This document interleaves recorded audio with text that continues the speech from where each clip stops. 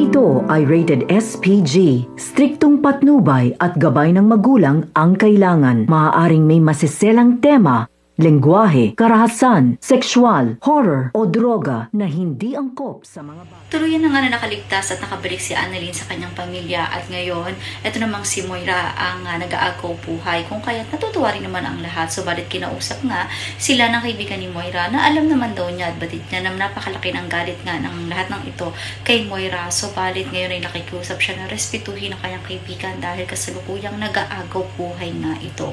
Habang ito na mga sina Annalyn ay hindi pa sinasabi kay Zoe kung ano ba talaga ang nangyari sa kanyang ina. At hindi rin nila batid kung ano ang nangyari dito kay Zoe. At kakausapin nga ni Doc Luca itong si Annalyn upang sabihin dito na ngayon ay delikado nga rin ang buhay ni Zoe dahil nga sa ito ay na-aksidente dito nga sa sasakyan habang nagmamaneho. So ano nga ba magiging kapalaran na mag-inang Moira at Zoe? Makakaligtas pa nga ba sila? Yan ang mga dapat nating abangan dito nga lang sa Abot Kamay na Pangarap.